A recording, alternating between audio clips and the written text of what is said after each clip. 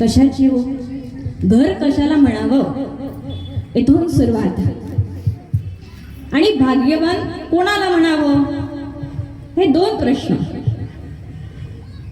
का हो, घर त्याला म्हणावं का की 4 भिंती आहे, बंगला आहे मोठा, हा काय बोलता, त्या बंगल्यामध्ये सगळीकडे स्वच्छता, हा मोठा बंगला आहे, बंगल्याच्या समोर 4 व्हीलर लागलाय, 2 व्हीलर लागलाय, सगळं लागलेलं आहे, पण अशाला घर म्हणावं आणि अशाला भाग्यवान म्हणावं का हो? चला, सगळं आहे. याच्यासाठी एक सुंदर उदाहरण मी देऊ इच्छिते की भाग्यवान कोणाला म्हणावं. बघा, जगामध्ये 4 प्रकारचे लोक असतात. किती? 4. पहिला प्रकार आहे त्याला म्हणावं दुर्भाग्यशाली. पहिला प्रकार आहे दुर्भाग्यशाली. कशाला म्हणावं बघूया. लक्ष आहे ना? किती जणांचं लक्ष नाही? अच्छा, किती जणांचं लक्ष आहे? ज्यांचं लक्ष नाही त्यांनी हात खाली करायचा आहे. पकडला चोर. तर दुर्भाग्यशाली, दुर्भाग्यशाली कशाला म्हणायचं? दुर्भाग्यशाली याला म्हणावं की संकल्प तर भरपूर आहे जीवनात, इच्छा भरपूर आहे, इच्छा असल्यामुळे प्रयत्नही भरपूर आहे, पण खूप प्रयत्न केल्यानंतर जेव्हा एक इच्छा पूर्ण होते, भरपूर प्रयत्न केल्यानंतर जेव्हा एक संकल्प पूर्ण होतात, त्याला म्हणावं दुर्भाग्यशाली. दुसरा प्रकार आहे तो म्हणजे भाग्यशाली. भाग्यशाली कोणाला म्हणावं महाराज? जे ज्यांच्या जीवनामध्ये भरपूर संकल्प आहे, ज्यांना भरपूर इच्छा पूर्ण करायची आहे, पण जेव्हा भरपूर प्रयत्न केल्यानंतर एक संकल्प ज्याचा पूर्ण होता त्याला म्हणावं भाग्य. तिसरा प्रकार त्याला म्हणावं अहोभाग्यशाली. संकल्प तर भरपूर आहे पण प्रयत्न करायची गरज, सहज पूर्ण होत आहे त्यांचे संकल्प, त्यांना म्हणावं अहोभाग्यशाली. आणि चौथा प्रकार म्हणजे हा महाराज की इच्छा तर नाहीच, जीवनात संकल्प नाही आणि संकल्प नसल्यामुळे प्रयत्न करायची गरजही, इच्छा नाही, प्रयत्नही नाही, अशांना म्हणाव सौभाग्य. महाराज आपण कोण आहोत? दुर्भाग्यशाली तर मुळीच नाही. आपण भाग्यशाली आहोत, आपण अहोभाग्यशाली आहोत आणि त्यातल्या त्यात आपण आहोत सौभाग्यशाली. तुम्ही म्हणाल कसं काय ते सांगू इच्छिते.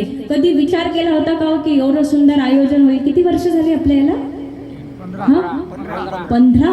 वा वा, एकदा जोरदार टाळ्या सर्व या नियोजनासाठी. 15 वर्ष झाले. खूप भाग्यवान आहात तुम्ही. एकदा उजवा हात वरती करूया, आहे ना?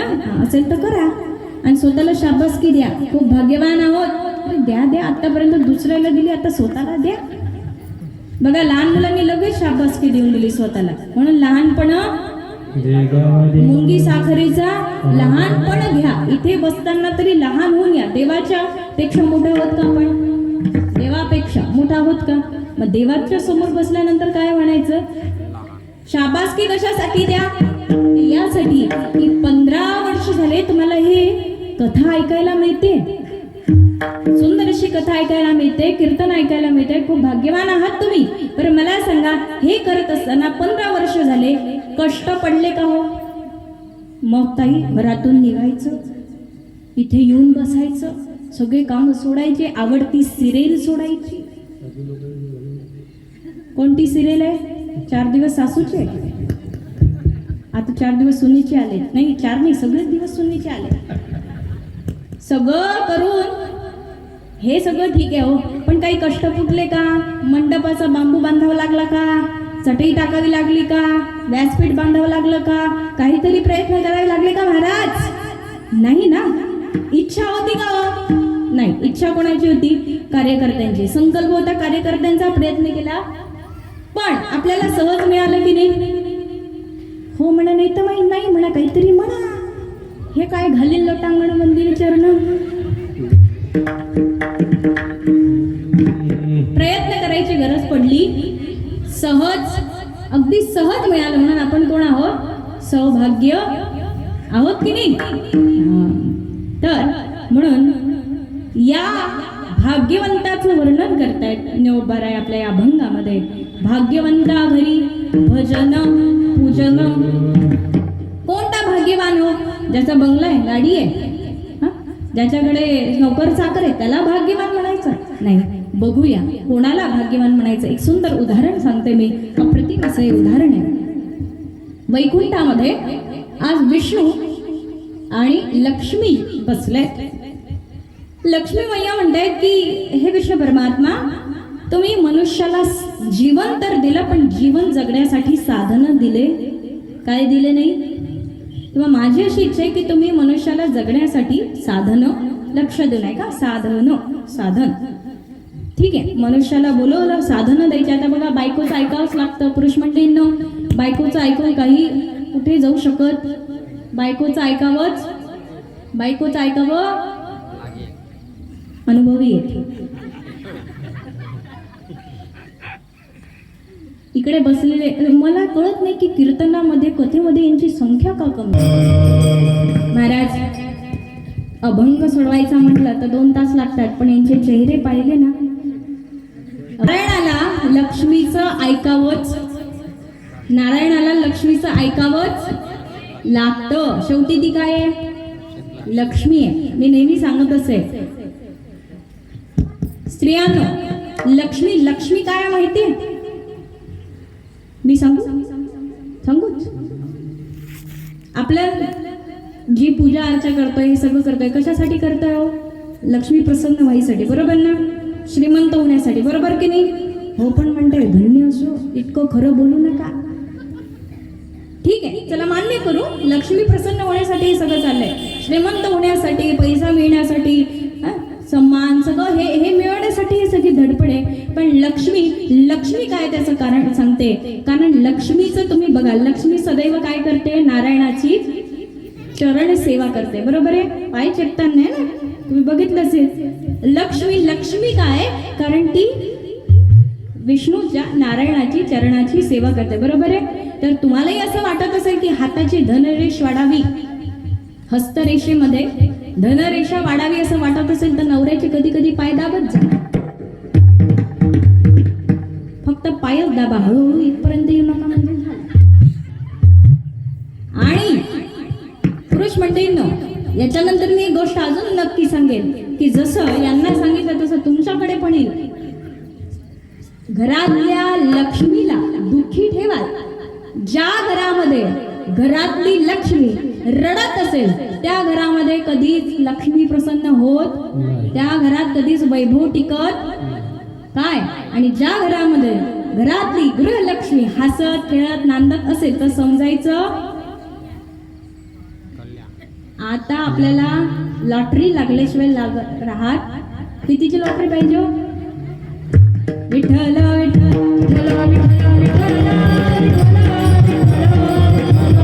आणि तुम्ही साधन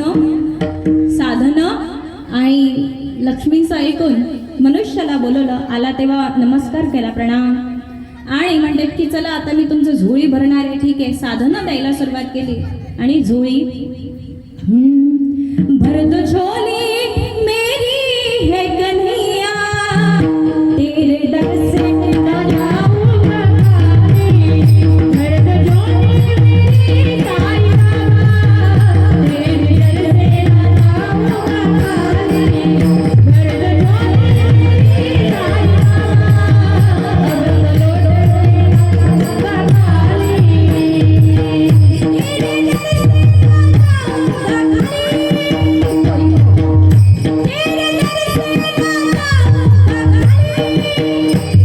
दर से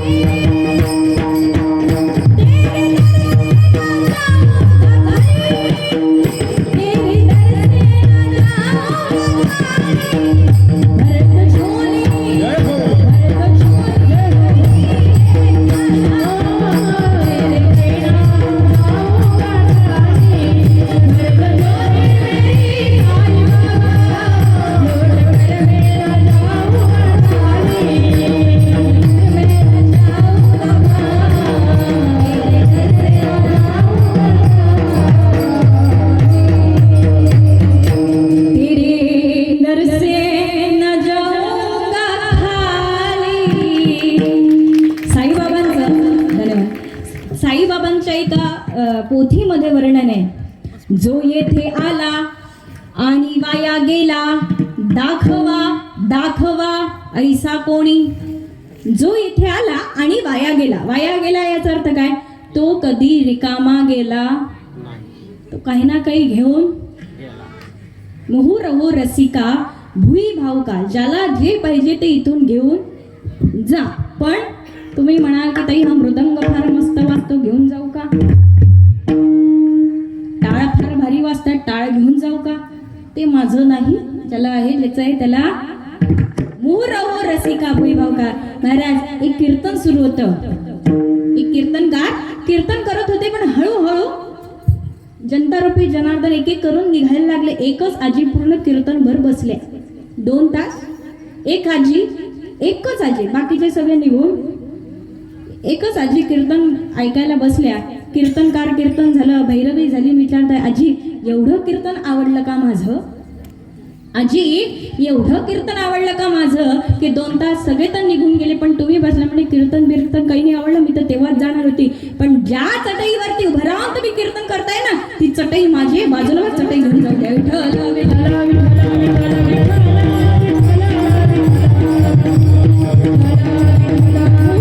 रसिका भुई भावका, ज्याला जे पाहिजे घेऊन. कोणी भजन घेऊन जा, कोणी वाठोडा वरोड तालुक्यामध्ये कथा होती, देवी भागवत कथा. देवीच्या त्या भगवंताच्या आशीर्वादाने आता कथा करण्याचा भरपूर योग आहे. आत्ताच वर्धा, प्रतापनगर, गोरज भंडारी येथे सुंदर अशी श्रीमद भागवत कथा संपन्न झाली. आणि आता लगेच वर्धा जिल्ह्यामध्ये बोटुणा इथे श्रीमद देवी भागवत कथेला प्रारंभ होतोय. तुम्ही सगळ्यांनी या. आणि तेव्हा श्रीमद देवी भागवत कथा सुरू होती वाठोड्याला. तेव्हा मी सुरुवातीला ऐगिरी नंदिनी, तुम्हाला माहिती असेल, ते स्तवन म्हणायची.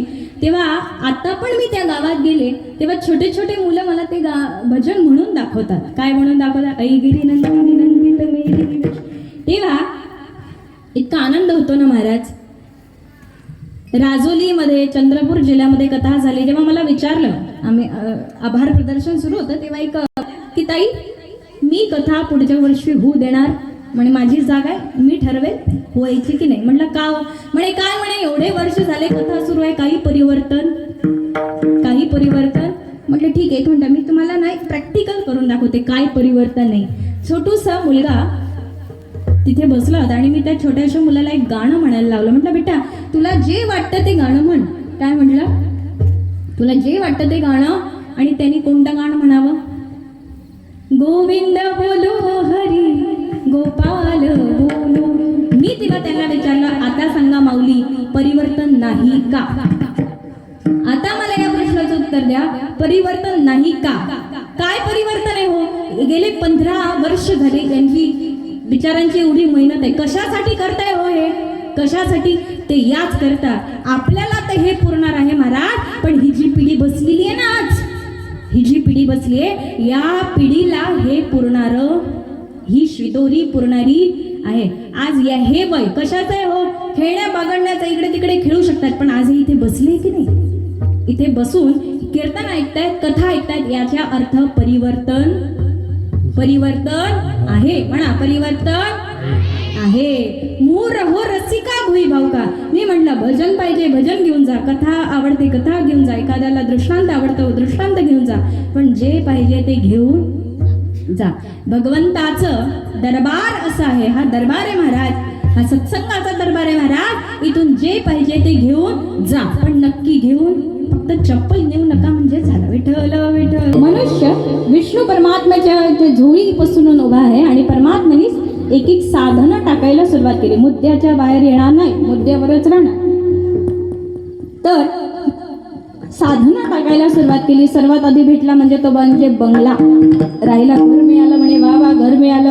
त्यानंतर भेटली गाडी, सायकल. मनुष्य आल्यावर तर नमस्कार केला होता, पण जातो ना तोही तसे. सुख पदरात पडल्यानंतर कोण देव आणि काय देव काही घेणं देणं नाही. पण हे सगळं करत असताना एक साधन खाली पडलं आणि विष्णू परमात्म्याने त्याच्यावर लगेच पाय ठेवला. आता ही गोष्ट मनुष्याच्या तर लक्षात आली नाही, पण ही गोष्ट आली लक्ष्मीच्या.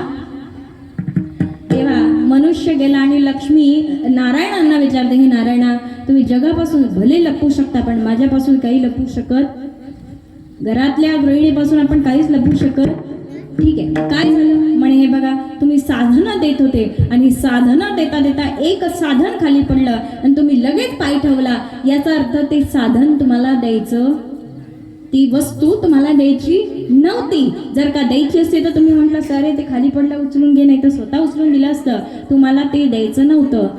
कोणती अशी वस्तू आहे, कोणतं असं साधन आहे की जे देवाने आपल्याला दिलं नाही? मी तुम्हाला प्रश्न विचारत आहे,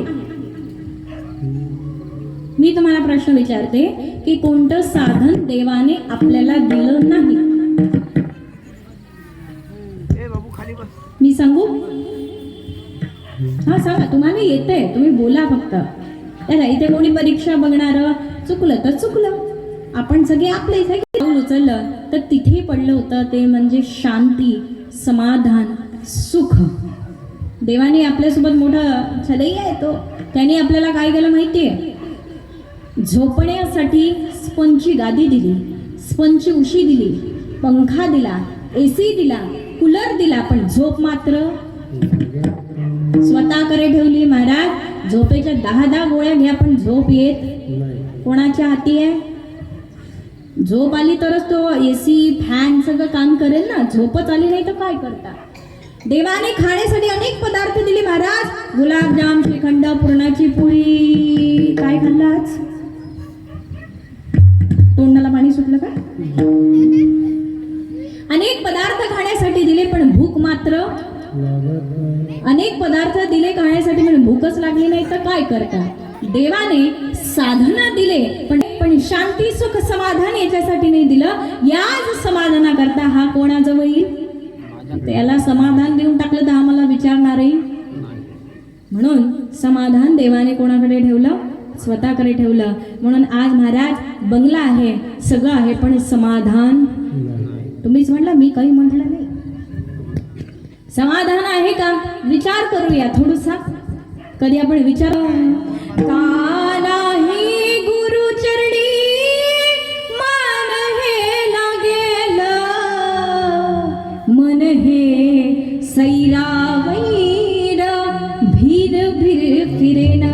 आज हे मन शांत नाहीये महाराज, आणि मन शांत असतं तर कदाचित जीवनात समाधान राहिलं, पण समाधान या मनाला शांतता नाही. व या मनाला शांतता हवी असेल आणि मनाची शांतता, बघा तो गरीब काय, एक तो शेतकरी इतके कष्ट करतो, दिवसभर कष्ट करतो, आणि जेव्हा रात्री झुणका भाकर खाऊन जेव्हा त्याला मस्त झोप लागते तेव्हा काही विचार करत नाही की आपल्या डोक्यात छत्र आहे नाही आहे, काही नाही, मस्त झोप. पण तोच एक श्रीमंत व्यक्ती बंगल्यात राहून सुद्धा झोप येत नाही, मला समाधान नसतं. मग भाग्यवान कोणाला म्हणावं? त्याचं वर्णन जेव्हा बरं आपल्या अभंगामध्ये करतायत. कोणाला भाग्यवान म्हणावं?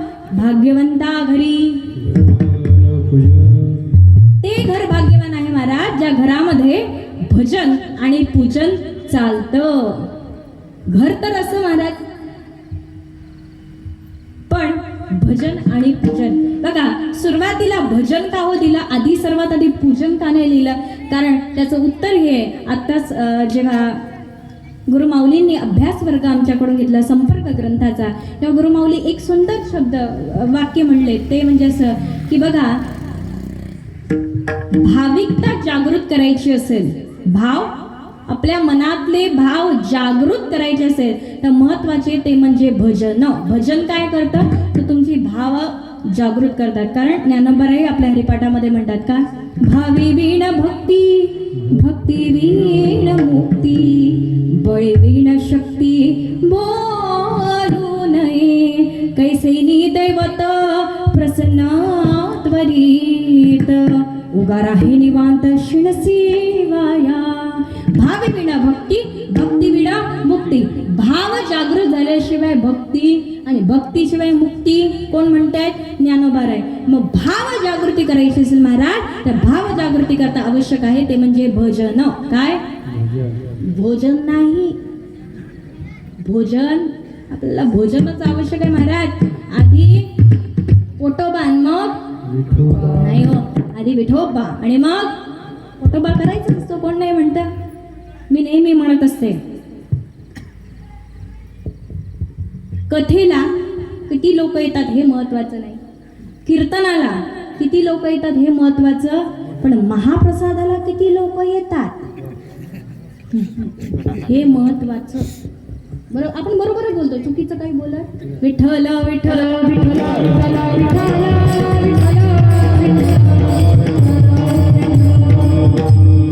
भजन, भजनाने काय होते तर भाव जागृती होते. बघा, जसं इथे सुंदरते ध्यान उभे विटेवरी असं म्हटल्याबरोबर तुमचे पाय मंडपाकडे वळतात की नाही.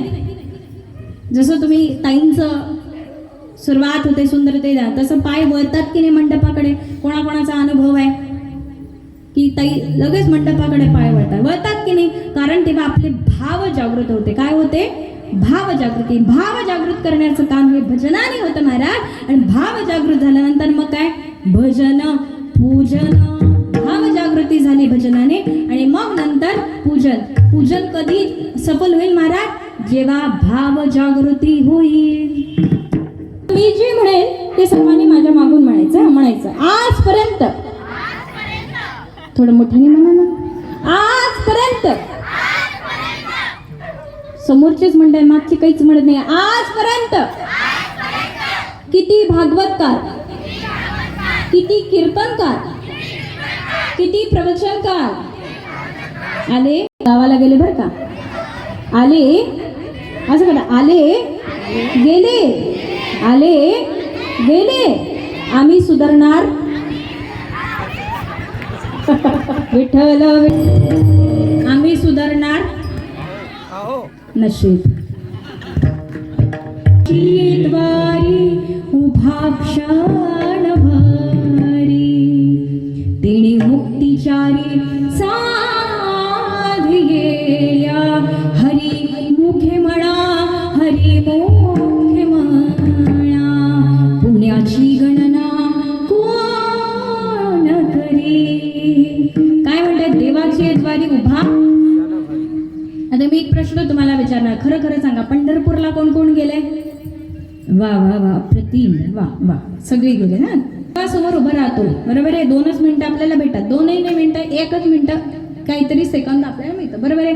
पण जेव्हा आपण पांडुरंगासमोर असतो तेव्हा आपलं लक्ष पांडुरंगाकडे असते की त्या हाकलणाऱ्या पोलिसाकडे असते? बरोबर बोलली की नाही? बरोबर बोलली म्हणून हसू आलं. अजून काय?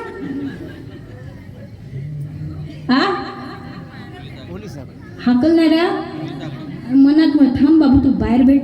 कोण आहे तुला माहितीये का? मी दिग्रसला राहते, दिग्रसला. म्हणून ज्ञानोबराय म्हणतात, देवाची द्वारी उभा क्षण भरी, तिने मुक्तिचारी साधी गेल्या. महाराज, पंढरपुराला अशा किती वाऱ्या करा महाराज, आपलं लक्ष तिकडे असेल ना महाराज तर देव मिळणार.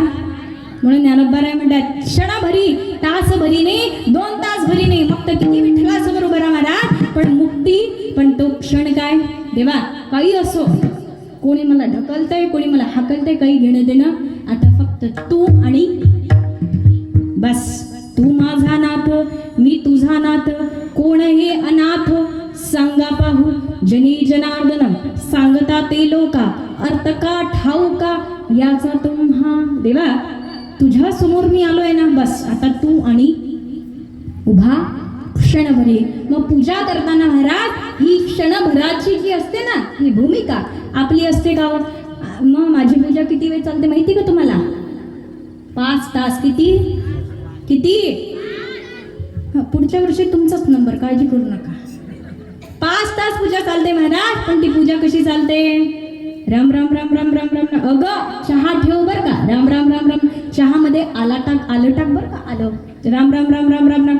चहा सोबत पोहे पण कर, राम राम राम राम राम राम. अहो अशी 5 तास काय 10 तास पूजा करा, देव प्रसन्न होणार. कारण भावतोची देव, भावतोची देव, हे अर्थी संदेश.